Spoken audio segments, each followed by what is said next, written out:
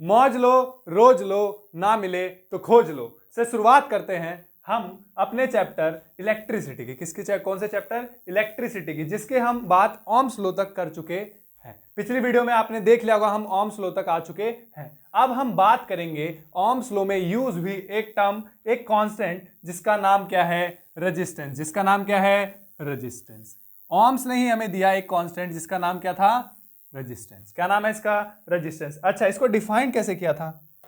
इसको डिफाइन कैसे किया था, इसकी बात कर लेते हैं। पिछले वीडियो में बताया था, it is a property of any body, it is a property of any substance by virtue of which it resist the flow of electric current. मतलब ये एक ऐसी प्रॉपर्टी है किसी भी सब्सटेंस की जिसकी वजह से वो इलेक्ट्रिसिटी को फ्लो होने नहीं देता अपने अंदर से। आ रही है बात समझ? बोलो, गलत बात है क्या? गलत बात है क्या? अच्छा, आगे देखो। तो रेजिस्टेंस हम समझ गए। तो रेजिस्टेंस को डिनोट किससे करते थे, ये भी समझ लो। रेजिस्टेंस को डिनोट किससे करते थे आप? आर से। कोई बड़ी बात। इसको डिनोट किससे करते थे? आर से। किससे डिनोट करते थे? आर से। इसका एसआई यूनिट क्या था? एसआई यूनिट, जिसने इसकी खोज करी उसी के नाम पे हमने रख दिया ओम, और इसका साइन कुछ बल्ब टाइप का है ना? बल्ब टाइप का आपको दिख रहा होगा कि इसका साइन क्या हो गया? ओम। और इस क्या कहते हैं, इसका एसआई यूनिट क्या हो गया? ओम। और इसका साइन दिख रहा है तुम्हें? बिल्कुल, कोई दिक्कत, कोई बड़ी बात। अच्छा चलो, तो मुझे इसका साइन पता चल गया, इसका एसआई यूनिट पता चल गया। और बातें जान लेते हैं, और बातें रेजिस्टेंस के बारे में जान लेते हैं। तो रेजिस्टेंस के बारे में जब हम और बातें करेंगे तो बात करेंगे कि फैक्टर जिस पर रेजिस्टेंस डिपेंड करेगा। फैक्टर्स मतलब मुझे अगर कोई कंडक्टर लेना है तो वो कैसा होना चाहिए, उसका एरिया कैसा होना चाहिए, उसका लेंथ कैसा होना चाहिए, वो कैसा मटेरियल होना चाहिए। इन सब की जब हम बात करेंगे तो इन सब चीजों में जब हम देखेंगे तो सबसे पहली बात कि रेजिस्टेंस जिस पे डिपेंड करेगा वो क्या है? वो है आपका लेंथ। किस पे डिपेंड करेगा? Length of conductor. हम कितना लंबा कंडक्टर ले रहे हैं उस बात पर डिपेंड करेगा रेजिस्टेंस। किस पे डिपेंड करेगा? लेंथ पर। किस पे डिपेंड करेगा? लेंथ पर। वो भी डायरेक्टली। वो भी कैसे? डायरेक्टली का मतलब समझते हो?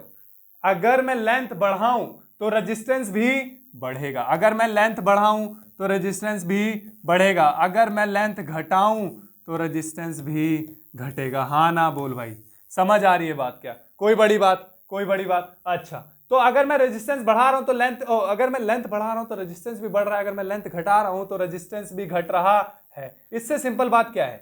मतलब ये डायरेक्टली प्रोपोर्शनल है किसके? लेंथ के। अच्छा, दूसरी बात, इनवर्सली प्रोपोर्शनल है किसके? एरिया के। किसके प्रोपोर्शनल है? एरिया के। इनवर्सली का मतलब समझ लो। इनवर्सली का मतलब क्या होता है ये समझ लो। इनवर्सली का मतलब अगर एरिया घटेगा तो रेजिस्टेंस बढ़ेगा, अगर एरिया घटा तो रेजिस्टेंस बढ़ा। इनवर्सली का मतलब उल्टा। मतलब उल्टा, अगर आप एक चीज घटाओगे तो दूसरा चीज बढ़ेगा। बात समझ आ रही है? बात समझ आ रही है क्या? अच्छा, दूसरी बात, अगर मैं बोलूं एरिया बढ़ रहा है, क्या हो रहा है? एरिया बढ़ रहा है, तो रेजिस्टेंस क्या होगा? घटेगा। हाँ ना बोल भाई, हाँ ना बोल। बात समझ आ रही है? बोलो, कोई दिक्कत? अच्छा, जैसे अब इस बात को ऐसे समझ लो, अगर मैं बोलूं लेंथ मैंने कंडक्टर का कर दिया कितना? 2 गुना। कैसा कर दिया? 2 गुना। तो रेजिस्टेंस भी कितना हो जाएगा? 2 गुना। कोई बड़ी बात इसमें? क्यों? क्योंकि वो डायरेक्टली प्रोपोर्शनल है। मतलब जितना मैं लेंथ बढ़ाऊंगा उतना ही रेजिस्टेंस बढ़ेगा। क्या? बिल्कुल सही बात। अच्छा, दूसरी बात, अगर मैं एरिया बढ़ाऊं 2 गुना, एरिया कितना बढ़ाऊं? 2 गुना। 2 गुना अगर मैं एरिया कर दूंगा तो रेजिस्टेंस कितना घट जाएगा? आधा हो जाएगा, हाफ हो जाएगा। कितना हो जाएगा? हाफ। तो मैं जितना एरिया बढ़ाऊंगा उतना रेजिस्टेंस घटेगा। गलत बात है क्या? गलत बात है क्या? अच्छा, ये बात समझ आई। अच्छा, जब हम इन दोनों इक्वेशन को, ये इक्वेशन फर्स्ट है, ये इक्वेशन सेकंड है, जब हम इन दोनों इक्वेशन को कंबाइन कर रहे हैं, क्या कर रहे हैं? कंबाइन, तो क्या फॉर्म हो रहा है? R is directly proportional to L by A. R is directly proportional to L by A. किस किस को मेरी बात समझ आ रही है? हाँ ना बोलते चलो। अच्छा, R is directly proportional to L by A. अगर मैं इस डायरेक्टली प्रोपोर्शनल के निशान को हटाऊं तो यहां एक निशान लगता है, इसको आप कहते हो रॉ। एक कांस्टेंट यूज होता है, एक कांस्टेंट टर्म यूज होगा, इसको आप क्या कहते हो? रॉ। इसको आप क्या कहते हो? रॉ। और इस रॉ को ही आप क्या कहते हो? रजिस्टिविटी। क्या कहते हो? रजिस्टिविटी। बात समझ आ रही है क्या? हाँ ना बोल भाई। इसी को आप क्या कहते हो? रजिस्टिविटी। इसी को आप क्या कहते हो?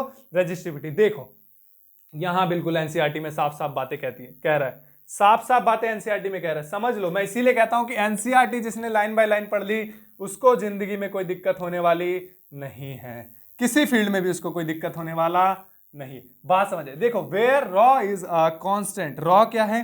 कांस्टेंट है। समझो बात को, एक कांस्टेंट ऑफ प्रोपोर्शनलिटी है and is called the electrical resistivity. इसी को आप क्या कहते हो? Resistivity of the material of the conductor. ये किसी भी मटेरियल का रेजिस्टिविटी होता है। The SI unit of resistivity, बहुत important, the SI unit of resistivity is ohm metre. क्या है? Ohm metre. देखो, अगर ना समझ में आए, पेपर में याद ना रहा हो इसका एसआई यूनिट हो, तो तुम बनाना सीख लो। R is equals to rho L by A. कोई दिक्कत? अच्छा, रॉ को इसी साइड रख, इन सबको ये डिवाइड वाला मल्टीप्लाई वाला कहां चला जाएगा? डिवाइड में। अच्छा, आप जानते हो इसका ऐसा यूनिट क्या होता है? ओम। एरिया का ऐसा यूनिट मीटर स्क्वायर। गलत बात है क्या? लेंथ का ऐसा यूनिट मीटर। बोलो हाँ ना बोलो। कटा। Rho is equals to ohm metre, ये इसका ऐसा यूनिट हो गया। ये क्या हो गया? इसका ऐसा यूनिट। गलत बात है क्या? अच्छा, इसको डिफाइन भी कर ले क्या? इसको डिफाइन कैसे करोगे? It is a characteristic property of the material the metals and alloys have very low resistivity in the range of 10 to the power minus 8 ohm meter to 10 to power minus 6 ohm meter। मतलब metal और alloys का resistivity कम होता है क्या? हाँ, इसी वजह से तो वो इलेक्ट्रिसिटी को कंडक्ट कर रहे हैं। बात समझ रहे हो? अगर रेजिस्टिविटी कम होगा तभी तो वो कंडक्टर बनेगा। अच्छा, आ रही है बात समझ? समझो, पॉइंट को नोट करो। देखो, अगर रेजिस्टिविटी कम है तो वो कंडक्टर है। बहुत अच्छा। क्यों? क्योंकि वो अलाउ कर रहा है इलेक्ट्रिसिटी को अपने अंदर से पास होने में। क्यों? क्योंकि वो अलाउ कर रहा है किसको? इलेक्ट्रिसिटी को अपने अंदर से पास होने में। बात समझ आ रही है क्या? बात समझ आ रही? कोई बड़ी बात नहीं। अच्छा, they are good conductors of electricity. Insulator like rubber and glass have resistivity of order of 10 to power 12 to 10 to power 17 ohm metre. और इनका रेजिस्टेंस इतना ज्यादा होता है कि इनमें से करंट पास होता ही नहीं है। इसीलिए रबर के ग्लव्स यूज करते हैं जब कोई भी बिजली का काम करता है ना। देखा होगा, बिजली का काम करेगा तो कौन से ग्लव्स पहनेगा? वो रबर के ग्लव्स पहनेगा। कौन से ग्लव्स? रबर के gloves. Why? Because the rubber and glass have the high resistivity. और उसकी रेंज कितनी है? 10 की पावर 12 से लेकर 10 की पावर 17 ओम मीटर तक। बोलो, बात गलत है क्या? बात गलत है क्या? अच्छा, both the resistant and resistivity of a material very with temperature. बहुत इंपॉर्टेंट बात। दोनों किसके साथ वेरी करेंगे? टेम्परेचर के साथ वेरी करेंगे। किसके साथ वेरी करेंगे? टेम्परेचर के साथ वेरी करेंगे। अच्छा, आगे चलते रहो, समझते चलो। अच्छा, आगे कहता है the resistivity of an alloy is generally high than that of its constituent metals. Alloys do not, alloy का मतलब होता है मिक्सचर ऑफ मेटल्स। उसमें क्या है? मेटल मिक्स है। उसमें क्या है? मेटल मिक्स है। Alloys do not oxidise readily at high temperatures. For this reason they are commonly used in electrical heating device like electric iron toasters। मतलब अलॉय के जो मतलब अलॉय जो होगा वो जल्दी ऑक्सीडाइज नहीं होता। मतलब जैसे आप लोहा देखते हो ना, लोहा जल्दी कोरोड हो जाता है, पर अलॉय कोरोड नहीं होगा। गलत बात है क्या? अच्छा, जब कोरोड नहीं होगा तो उसको मैं इलेक्ट्रिकल अप्लायंस में यूज कर सकता हूँ। बिल्कुल सही बात है कि नहीं? आप अच्छा, जैसे आप देखोगे अपने घर के इलेक्ट्रिक आयरन वगैरह, ये हीटर वगैरह, इसमें क्या होंगे? अलॉयज वगैरह यूज होते हैं। क्या यूज होते हैं? अलॉय यूज होते हैं। इसी कारण से, क्योंकि वो ऑक्सीडाइज नहीं होते। कोई गलत बात? कोई बड़ी बात? अच्छा, tungsten is use almost exclusively for filaments of electric bulbs. कहाँ यूज होते हैं? इलेक्ट्रिक बल्ब्स के फिलामेंट्स में। कहाँ यूज होते हैं? टंगस्टन इलेक्ट्रिक बल्ब के फिलामेंट्स में। गलत बात है क्या? अच्छा, various copper and aluminium are generally used for electrical transmission lines. आपके घर वगैरह के तार कभी काट के देख लेना, उसके अंदर क्या है? कॉपर है या फिर एल्यूमिनियम है। गलत बात है क्या? अच्छा, चलो, यहाँ पे आपको रेजिस्टिविटी टेबल दे रखी है मेटल्स की, और कुछ अलॉय और मेटल्स की, जैसे ये रहा सिल्वर, कॉपर, एल्यूमिनियम वगैरह। मतलब लो से लेकर हाई तक, हाई रेजिस्टिविटी तक। पेपर की रेजिस्टिविटी बहुत हाई। देखो, और बीच में आता है अलॉयज। ये रहा कॉन्स्टेंटाइन, मैंगनाइन, निक्रोम, ये वगैरह, ये सब क्या है? अलॉयज हैं। ये सब क्या है? अलॉय। आ रही है बात समझ? अलॉय का मतलब मिक्सचर ऑफ मेटल। किसका? Mixture of metal. गलत बात है क्या? अच्छा, आगे बात करते हैं। यहां तक किसी को दिक्कत? बात समझ आ रही है? रजिस्टिविटी क्या है? रजिस्टिविटी क्या है? एक तरह से ये प्रॉपर्टी है किसको अपोज करने की? इलेक्ट्रिसिटी को अपोज करने की। किसको? इलेक्ट्रिसिटी को अपोज करने की। रजिस्टिविटी समझ आई? रजिस्टिविटी समझ आ रही है क्या? रजिस्टिविटी हाई होगी तो रजिस्टिविटी जितनी हाई होगी वो बैड कंडक्टर ऑफ इलेक्ट्रिसिटी होगा, रजिस्टिविटी लो होगी तो गुड कंडक्टर ऑफ इलेक्ट्रिसिटी होगा। कोई गलत बात है क्या? बात समझ आ रही है? इसमें कोई दिक्कत? अच्छा आगे बात करते हैं। कहता है resistivity of a system of register. अब हम किसकी बात करेंगे? System of register. इसको हम दो तरह से, मतलब हम रजिस्टेंस को क्या कर रहे हैं, एक दूसरे से कनेक्ट कर रहे हैं। क्या कर रहे हैं? एक दूसरे से कनेक्ट कर रहे हैं। कैसे? दो टाइप से कनेक्ट करेंगे। पहला सीरीज, हाँ ना बोल भाई, पहला सीरीज, दूसरा पैरेलल। अरे बड़ी बात है क्या? कोई बड़ी बात नहीं। अच्छा पहला आप सीरीज में, दूसरा आप पैरेलल में कनेक्ट करेंगे। कैसे कनेक्ट करेंगे? पैरेलल में, पहला सीरीज दूसरा पैरेलल। समझते चलो, देखते चलो। दो टाइप से कनेक्ट करेंगे, पहला सीरीज दूसरा पैरेलल। किस किस को बात समझ आ रही है? ये देखो, दिस इज सीरीज कनेक्शन। ऊपर वाला कौन सा कनेक्शन है? सीरीज कनेक्शन है। ऊपर वाला कौन सा कनेक्शन है? सीरीज कनेक्शन है। और नीचे वाला पैरेलल। किस किस को मेरी बात समझ आई? बोलो। ये सीरीज है और ये क्या है? पैरेलल है। कोई बड़ी बात? कोई बड़ी बात नहीं। अच्छा समझते चलो। ये पैरेलल और सीरीज में मुझे दिख रहा है। देखो पैरेलल और सीरीज में बात लिखो, नोट करो। ये सीरीज है, सीरीज में नोट करने वाली बात, पहला current will be same. Current will be same.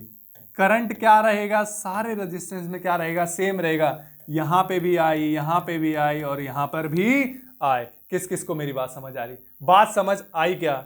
आई बात समझ आई। दूसरी बात क्या है यहां पर? Voltage, potential will be different. Potential क्या रहेगा? डिफरेंट रहेगा। Potential will be different in all the register. जितने रजिस्टर लगे हुए हैं सब में पोटेंशियल क्या रहेगा? अलग रहेगा। सारे रेजिस्टेंस में पर पोटेंशियल क्या रहेगा? अलग रहेगा। गलत बात है क्या? गलत बात हम करते नहीं। अच्छा चलो यहां पैरेलल में भी बात को समझ लो। पैरेलल में, किसमें? पैरेलल में। देखो पहली और एक और बात है, रेजिस्टेंस और पैरेलल में आप डिफरेंस कैसे करोगे? रेजिस्टेंस में देखो, और पैरेलल में क्या कहते हैं, रेजिस्टेंस। सीरीज और पैरेलल में आप डिफरेंस कैसे करेंगे? सीरीज और पैरेलल में आप डिफरेंस कैसे करेंगे? तो समझो इस बात को। सबसे पहला यहां plus terminal, minus, plus minus, plus minus, मतलब यहां पे प्लस माइनस और माइनस प्लस। माइनस वाला प्लस से कनेक्ट होगा, माइनस वाला प्लस से कनेक्ट होगा, माइनस वाला प्लस से कनेक्ट होगा। पर यहां पे क्या होगा? सेम वाला सेम से, यहां प्लस तो यहां भी प्लस और यहां भी प्लस, यहां माइनस तो यहां भी माइनस, यहां भी माइनस। अगर उल्टा बना दिया हो कोई दिक्कत नहीं, ध्यान देना, बस बातों पे ध्यान दो। तो मेरे को किस किस को बात समझ आ रही है कि पैरेलल में सेम टर्मिनल एक साथ होते हैं और सीरीज में अपोजिट टर्मिनल एक साथ होते हैं। कोई दिक्कत? कोई बड़ी बात नहीं। अच्छा पैरेलल में कुछ पॉइंट्स है क्या? बिल्कुल बता देते हैं। देखो कोई सीक्रेट पॉइंट नहीं है, इंपॉर्टेंट पॉइंट है। बात को समझो। पहली बात, यहां पे करंट सेम था, यहां पे पोटेंशियल सेम रहेगा। क्या सेम रहेगा? पोटेंशियल सेम रहेगा। आपको एक सीक्रेट बताऊं, आपको याद रहेगा, आपके घरों में कनेक्शन कैसा होता है? पैरेलल कनेक्शन होता है। कैसा कनेक्शन होता है? पैरेलल। किस लिए? क्योंकि उसमें पोटेंशियल सेम रहता है। क्या रहता है? पोटेंशियल सेम होता है। किस किस को मेरी बात समझ आ रही? किस किस को मेरी बात समझ रही? पैरेलल याद करने का इतना वो नहीं है दिमाग में। जब भी पैरेलल की बात है अपने घर को याद कर लेना कि हाँ घर में कौन सा कनेक्शन? Parallel connection. कौन सा कनेक्शन? Parallel connection. सारे बटन दबाओ, हर एक चीज बराबर चलेगी कि नहीं चलेगी? आप पंखा चलाओ, पंखा उसी स्पीड से चलेगा। लाइट जलाओ, लाइट भी उतनी ही ग्लो करेगा। कोई गलत बात है क्या? हीटर लगा दो, हीटर को भी उतनी ही इलेक्ट्रिसिटी मिल रही है। क्यों ऐसा? क्योंकि वो कैसे कनेक्ट है? पैरेलल में कनेक्ट है। कैसे कनेक्ट है? पैरेलल में। हाँ ना बोल भाई। कोई बड़ी बात नहीं है। अच्छा दूसरी बात, यहां करंट चेंज होगा। कौन चेंज होगा? करंट चेंज होगा। कोई दिक्कत है? बोलो। इसमें कोई रॉकेट साइंस वाली बात तो नहीं है। ये कोई रॉकेट साइंस वाली बात नहीं है। स्क्रीनशॉट ले लो, इसको लिख लो, जैसे तुम्हें करना है याद रखने के लिए कर सकते हो। कोई बड़ी बात नहीं है। अच्छा आगे चलते। पैरेलल और इसमें समझ तो आ गया। अब इसका कैलकुलेशन कैसे मारेंगे सर? अगर मेरे से पूछे कि टोटल बताइए कि टोटल कितना होगा सीरीज में रजिस्टर, अगर मैंने रजिस्टर को सीरीज में लगा रखा है और पैरेलल में लगा रखा है तो उनका सम कैसे निकालूंगा? तो उसके दो तरीके। पहला, अगर कहाँ है रजिस्टर सीरीज में है, कैसे हैं? सीरीज में। Resistors in series. अगर सीरीज में है तो कैसे जुड़ेंगे? ध्यान दो, यहां देखो, ये कहता है, देखो मैंने क्या किया, यहां पे मैंने लिया एक बैटरी, यहां पे एक मैंने बैटरी लिया, समझते चलो। मैंने लिया एक बैटरी, ये देखो, यहां बैटरी लिया और यहां पे मैंने 1 2 तीन रेजिस्टेंस लगा दिए, R1 R2 और R3। 3 रेजिस्टेंस मैंने कनेक्ट कर दिए सीरीज में। कैसे कनेक्ट किए हैं? सीरीज में, यहां प्लस यहां माइनस, सीरीज में कनेक्ट किया। तो मैं इसका क्या कहते हैं, टोटल रेजिस्टेंस कैसे निकालूंगा? टोटल रेजिस्टेंस कैसे निकालूंगा? अच्छा, मैंने बोला सीरीज में करंट सेम रहता है। मैंने बोला था ना, सीरीज में क्या सेम रहेगा? करंट सेम रहेगा। करंट यहां भी आई, यहां भी आई, यहां भी आई। अच्छा, तो हम जानते हैं, वी नो, हम जानते हैं according to Ohm's law, V is equals to I R. कोई बड़ी बात, V is equals to I R होता है कि नहीं होता है? अरे गलत बात बोल रहा हूं क्या? गलत बात बोल रहा हूं क्या? V is equals to I R, अभी हमने ओम्स लॉ पढ़ा था। अच्छा, V is equals to I R हो गया, तो I is equals to V Y, I is equals to V Y, oh sorry, V is equals to I R. तो यहां V is equals to I R हो गया, तो मैं जान रहा हूं कि करंट सब में तो सेम है, करंट सब में तो सेम है, पर क्या पोटेंशियल डिफरेंस होगा ना? पोटेंशियल सब में क्या रहेगा? सेम। यहाँ डिफरेंस रहेगा, यहाँ V1, यहाँ V2, यहाँ V3। अच्छा, अगर मुझे टोटल पोटेंशियल निकालना हो तो V is equals to V1 plus V2 plus V3।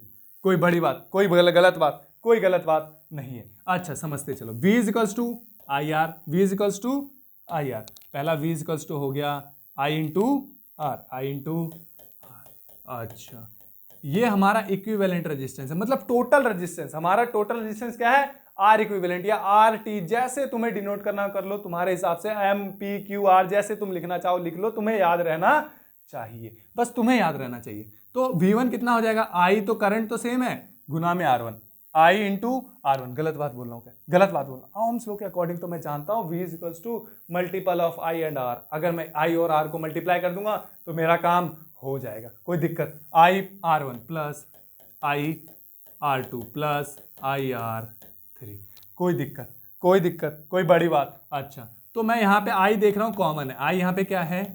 Common है, R1 plus R2 plus R3। आई से आई गया कट, तो R इक्विवेलेंट क्या आ गया?